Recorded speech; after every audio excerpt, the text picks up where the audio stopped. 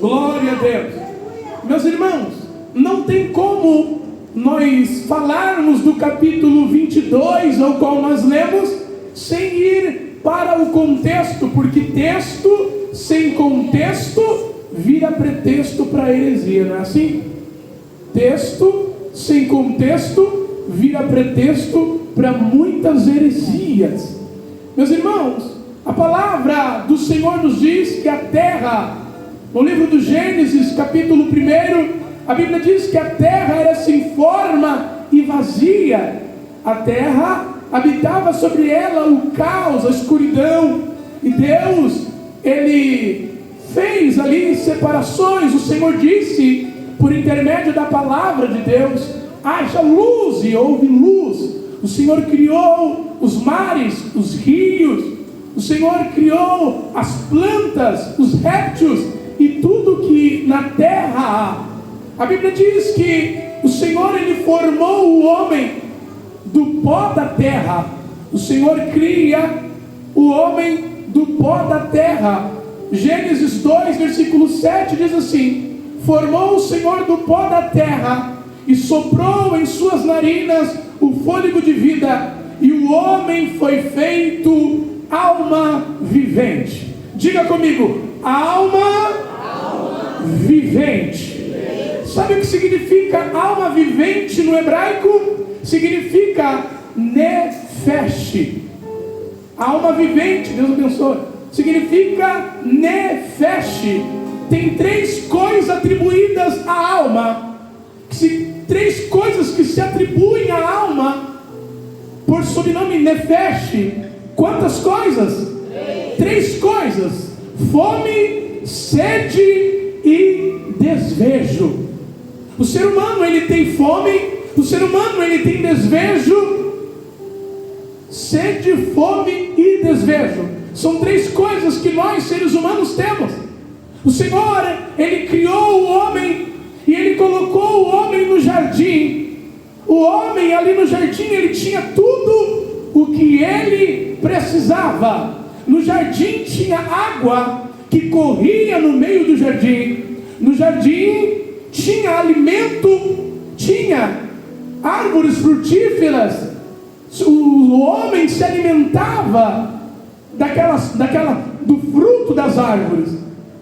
E o homem tinha o seu desejo suprido pela presença de Deus. Todos os dias, na viração do dia, Deus vinha falar com ele. O ambiente era perfeito, o cenário era perfeito. Tudo que o homem tinha, ou tudo que o homem precisava, tudo que a alma dele desejava, ou o nefesh, tudo o que a alma dele desejava, ele tinha no jardim, porque o lugar era perfeito. A palavra do Senhor diz que Adão colocou nome em todos os animais ali do jardim.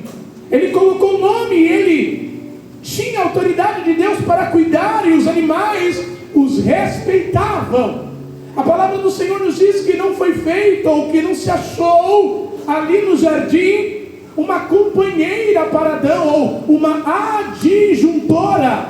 Então a palavra do Senhor nos diz que o Senhor fez Adão cair em um profundo sono, e das costelas do homem Deus criou a mulher. Deus criou a mulher das costelas de Adão. E ali Adão estava agora completo no jardim. Ambos viviam em um ambiente perfeito. Diga comigo, um ambiente perfeito. Então isso nos mostra que não é espaço geográfico que denota a nossa vitória. Que muitas das vezes podemos estar num lugar perfeito, mas somos ingratos e não sabemos glorificar a Deus por aquilo que temos. É assim ou não? Ele estava em um ambiente perfeito, o céu também era perfeito, mas teve rebelião no céu, sim ou não? Tem pessoas que falam, é porque o lugar que eu moro. Não é. Não depende de espaço geográfico para você ser um adorador. Não depende de igreja grande para você ser um adorador. Adorador é adorador na Mazei, mas também é adorador dentro de uma comunidade, dentro de uma igreja feita de taipa, feita de barro. Adorador não escolhe lugar para adorar. A Bíblia diz que então Adão e Eva estavam vivendo em uma cerimônia perfeita ali no jardim. Os dois estavam vivendo. Deus chama ambos. Deus tinha falado para Adão: Adão, tudo que há no jardim tu pode se alimentar, menos da árvore do conhecimento do bem e do mal, porque se dela comeres, certamente morrerás. Isso era o limite de Deus para a humanidade. Tem pessoas ainda que dizem assim: se Deus é tão bom, por que Ele permite tanta atrocidade acontecer na terra? Por que Deus permite tanta catástrofe, tanta violência? Deus impõe o limite para a humanidade. Quando a humanidade rompe o limite imposto por Deus, vem a consequência sobre o homem. Porque Deus não fez marionete, Deus fez seres humanos dotados de escolhas e de opiniões, para que no último dia se cumpra o que está escrito no livro de Isaías, que todo joelho se dobrará e toda língua confessará que teve oportunidade, mas não soube aproveitar. Adão e Eva estavam ali no jardim. Deus tinha imposto para o homem, para o ser humano, que se ele comesse da árvore do conhecimento do bem e do mal, ele morreria. A Bíblia diz que certo dia Eva, ela estava ali no jardim, e a serpente, representada por Satanás, veio até ela para conversar com a mulher. E ali eles tiveram um diálogo, eles tiveram uma conversa. E o inimigo, o Satanás, ele falou para Eva: olha, o Senhor ou Deus disse que tu não pode comer da árvore.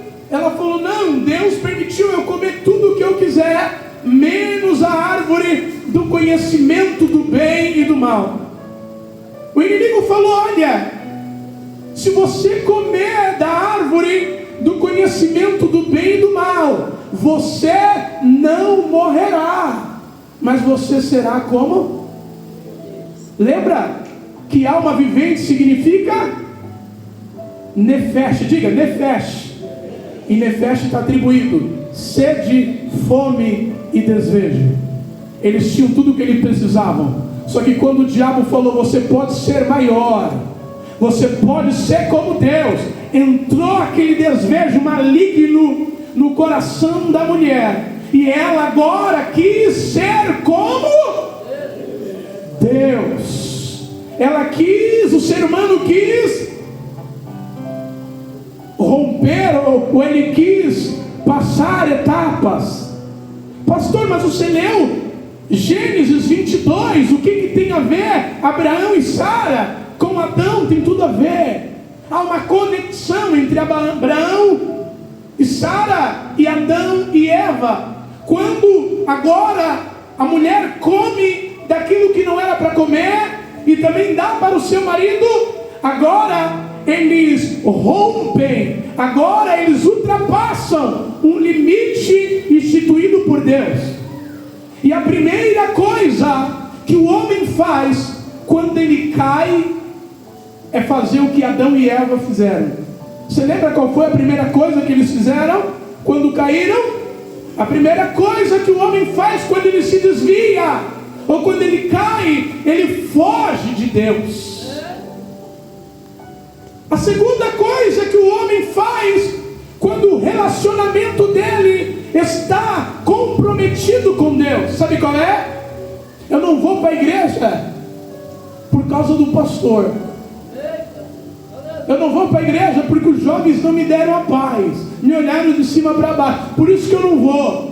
É a famosa síndrome de Adão. Quando o Senhor foi falar com Adão, a Bíblia diz que quando ele cai, tem mais uma coisa que o homem faz quando ele sai da presença de Deus, ou quando o relacionamento dele está comprometido com Deus. A terceira coisa é, a Bíblia diz que quando Adão e Eva caíram, olha aí o versículo 7, Gênesis 3 e o versículo 7 diz que quando o homem cai,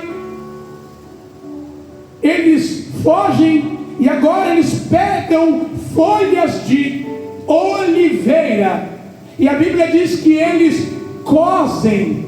Sabe o que significa cozer? O verbo cozer, se tiver com Z, está relacionado a cozinhar, mas se estiver com S, está atribuído a costurar. Quando eles caem, eles costuram folhas de oliveira e cobrem a sua nudez. Sabe o que isso quer dizer? É o homem tentando com a sua própria força, falando: eu vou vencer a imoralidade, eu vou vencer o homossexualismo, eu vou vencer o lesbianismo, eu vou vencer a droga. Posso te contar uma coisa? Você não vai vencer com a sua própria força. Você não vai vencer com seu próprio braço. Quando eles caem, eles se cobrem com folhas de oliveira, dizendo, o ser humano, a humanidade, dizendo para Deus: eu consigo por si próprio, eu vou vencer. Mas no capítulo 3 ainda de Gênesis, e o versículo 21, acompanha aí. Gênesis 3, 21 diz que Deus, Ele chama o homem, a mulher e a serpente, e Ele dá uma sentença para cada um. E o versículo 21 diz que Deus toma um animal inocente, mata esse animal e cobre a nudez do homem. É Deus falando para a humanidade que para vencer o pecado, você precisa de um remidor. Para vencer essa luta contra a sua carne, você precisa de derramamento de sangue. O inocente precisa morrer, e esse inocente já morreu. Ele é Jesus Cristo, que morreu na cruz para nos salvar e nos livrar das nossas misérias.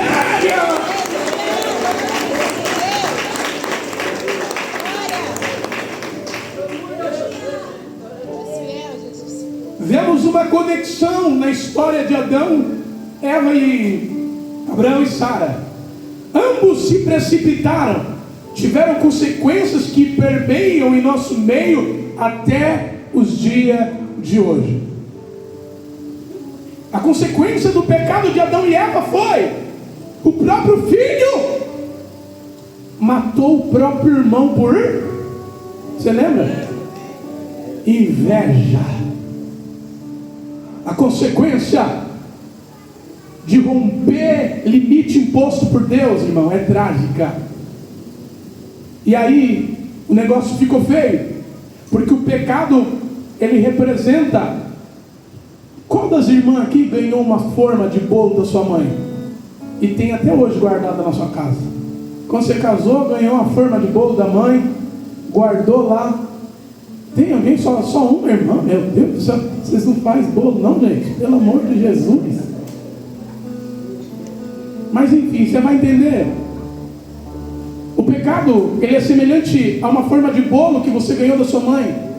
Ela estava intacta, nova, e você começou a fazer bolo e de repente escapou da sua mão. Ela caiu no chão e entortou. Todo o bolo que for feito a partir dali vai sair? Vai sair torto, porque o homem, ele foi feito à imagem e semelhança de Deus. Mas agora o homem caiu, já não é mais a imagem. A imagem está distorcida, porque a forma caiu no chão. A forma caiu no chão, ela está torta. Tudo que sair dali vai sair torto. Os filhos de Adão e Eva, um degladiou contra o outro, teve inveja do outro, matou por inveja. Por inveja. Tá, pastor, mas qual a conexão de Adão e Eva e Sara e Abraão? Abraão e Sara também se precipitaram. Deus chamou Abraão para uma terra ao qual ele ia dar para Abraão. Ele e Sara saem da sua terra, cumprem a vontade do Senhor. Eles saem, e quando eles chegam na terra determinada, Deus fala com Abraão e Sara. E Deus fala: olha, eu vou dar para vocês filhos. Eu vou dar filhos para vocês. Só que eles se precipitam, irmão Guilherme. Eles se precipitam e querem dar uma ajuda para semelhante a Adão e Eva. Se precipitaram, quiseram alcançar antes do tempo. Se precipitaram. E qual foi a consequência? Qual foi a consequência da precipitação de Abraão e Sara? Conflitos geopolíticos e religiosos entre árabes e judeus. A descendência de Ismael representa os árabes. Até hoje nós vemos os árabes conflitando contra os judeus. Uma guerra que não se acaba. Gênesis 16, versículo 12. A Bíblia chama Ismael que ele seria um jumento selvagem, e a sua mão seria contra todos, e todos seriam contra ele. Por causa de uma precipitação, eles se precipitam. Só que Deus falou: não é de Agar, mas é de você que eu vou dar. Só que eles já tinham se precipitado, eles já tinham passado na frente de Deus. Eles fizeram como Abraão e Sara. Eles ultrapassaram o limite imposto por Deus. Aleluia. Se você ultrapassar limite, terá consequência que pode permear para o seu futuro, para a sua geração. No capítulo 22 e o versículo 6, a palavra do Senhor nos diz, Gênesis 22, versículo 1, Deus, ele fala para Abraão. Ele já tinha Ismael, Deus já tinha dado para ele Isaac. Quando Isaac nasceu, Sara, ela tinha 90 anos. Quantos anos? 90. E Abraão tinha 100 anos. Quando Isaac nasce, Abraão tem 100 anos, Sara 90. Isaac cresce, ele vai crescendo junto com Ismael ali. A palavra do Senhor nos diz no capítulo 22 que o Senhor fala para Abraão, Deus provou Abraão, e o Senhor falou para Abraão: toma o menino. Esse termo menino em algumas Bíblias, mas no original, no hebraico, é moço, que significa nar. No hebraico está moço. Algumas Bíblias está menino. Na Bíblia de quem está menino aí? Moço. Na Bíblia de quem está moço? A versão original é moço, que significa adulto ou idade militar. Quando Deus falou com Abraão para ele levar Isaac até o Moriá, sabe quantos anos Isaac tinha? Isaac tinha entre 25 e 37 anos. Sabe o que isso nos ensina? Que Isaac não foi forçado, como muitos pregam, que ele era uma criança e foi levado pelo pai. Não, ele não era uma criança.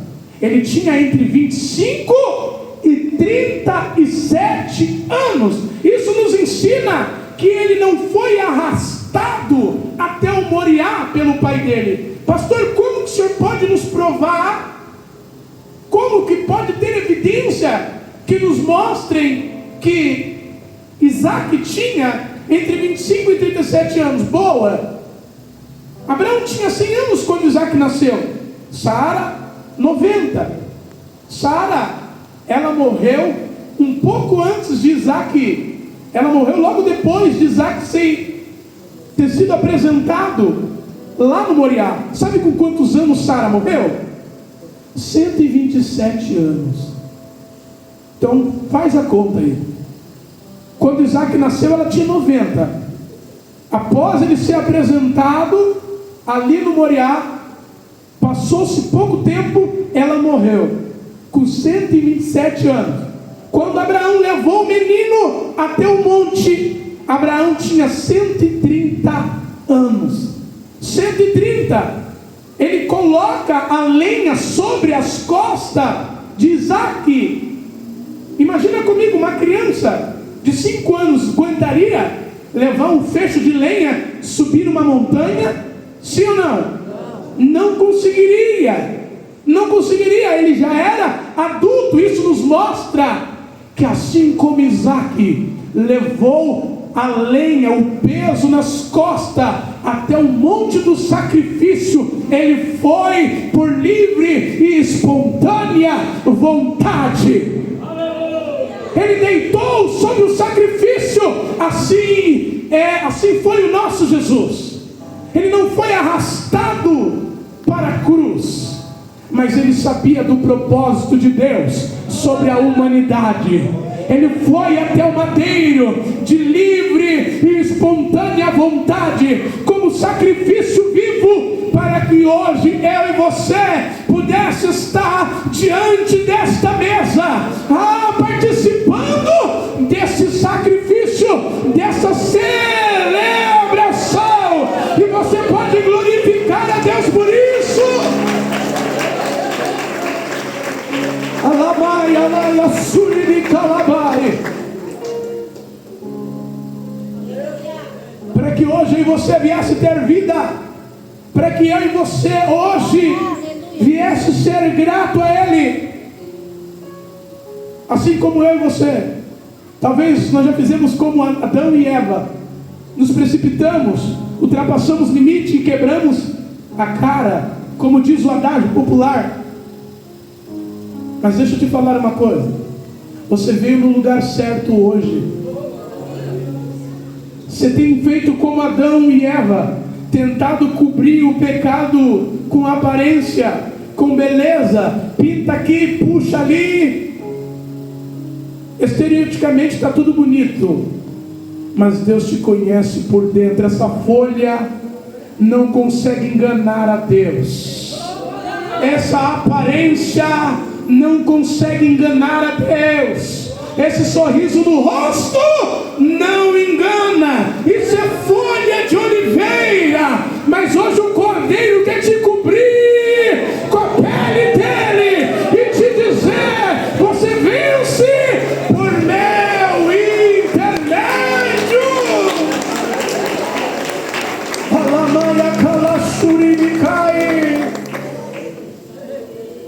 Jesus, ele foi assim como Isaac levou a lenha sobre as costas.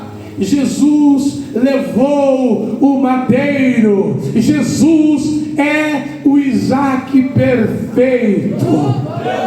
Sabe o que significa Isaac? Você sabe? Você lembra não? Lembra o que significa Isaac? Não lembra? Então eu vou te falar. Isaac, Sara teve ele no momento que ela acreditava que não ia ter. Quando o anjo chegou até Abraão e falou: Sara vai gerar. A Bíblia diz que Sara, ela estava na tenda, e quando ela viu o anjo conversando com Isaac, ela riu. Sara, ela ri. E o anjo fala: olha, porque riste, o nome do menino será Sorriso. O nome do menino será Isaac. Sabe o que o Senhor está falando nesta noite? Eu estou colocando um sorriso verdadeiro na sua vida. Eu estou colocando alegria genuína, verdadeira. E o nome do Senhor será glorificado. Deixa eu ver quem recebe essa palavra. Só quem recebe, bate palma e adora.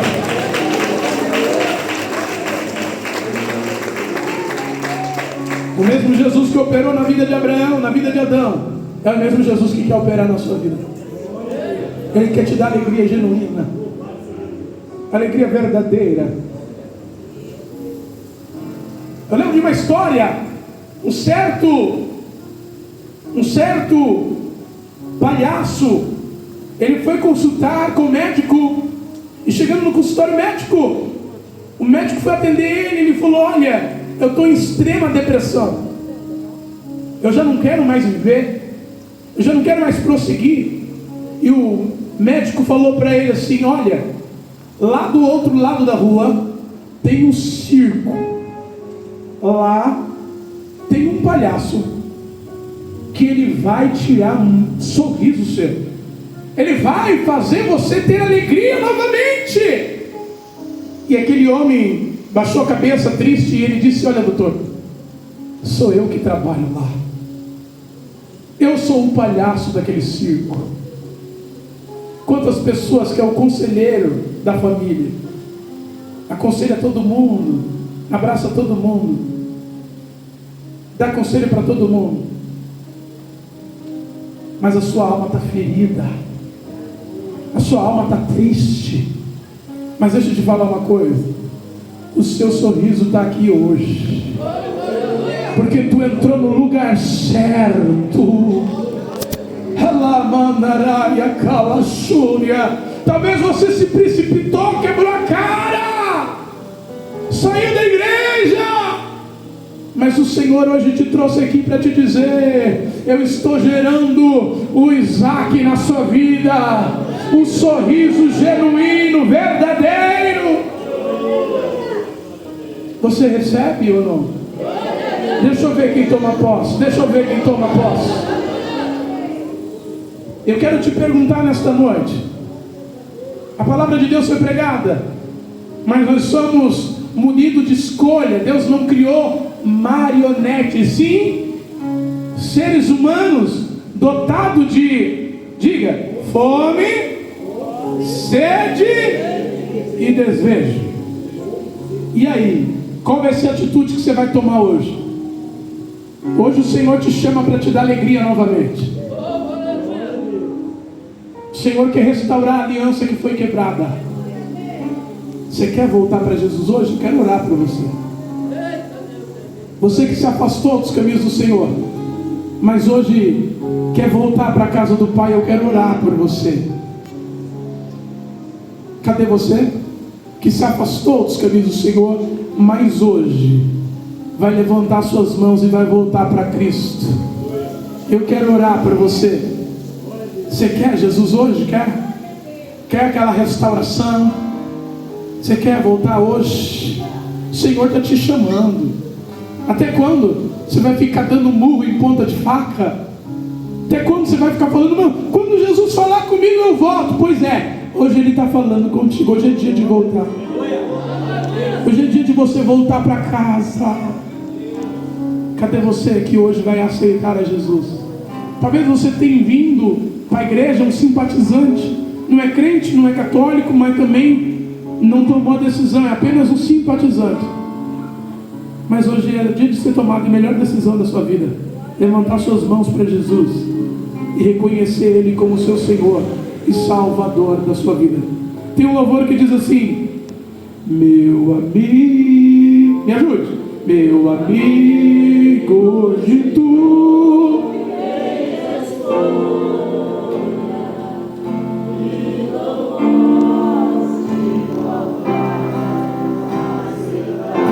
amanhã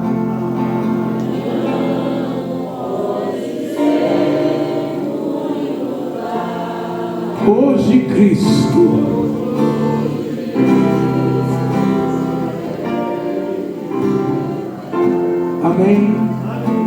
cadê você que hoje vai entregar sua vida para Jesus?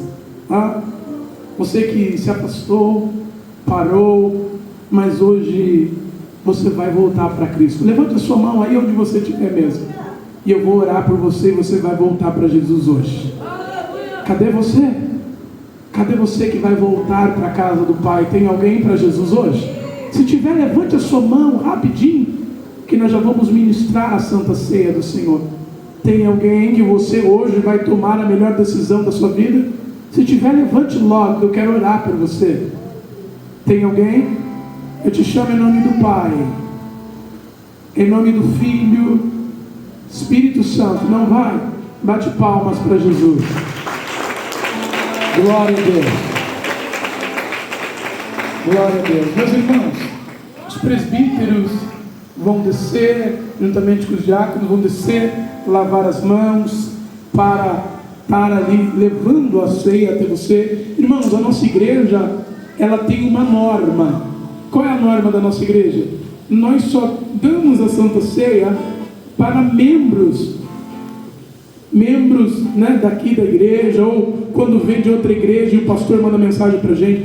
Não pense que isso é uma acepção de pessoas. Não é. É apenas norma. Porque todo lugar tem uma norma, sim ou não? A empresa que você trabalha tem uma norma, sim ou não? A empresa que eu trabalhava, se atrasasse 10 minutos não entrava mais. Não entrava. Podia voltar para trás porque você já perdeu o seu dia. Alguém já trabalhou em algum lugar assim? Atrasou 10 minutos, nem vem. Nem vem, tu já perdeu o seu dia. Não entra mais, né? E na igreja também, ela tem norma. Por quê? Para nós conseguir ter um filtro, não é verdade? Para a gente conseguir ter um controle. Então assim, irmãos, nós ministramos Santa Ceia, entregamos ali apenas para mim. Pastor, mas eu estou em comunhão lá na minha igreja. Glória a Deus. Glória a Deus, eu creio nisso. Você está em comunhão lá.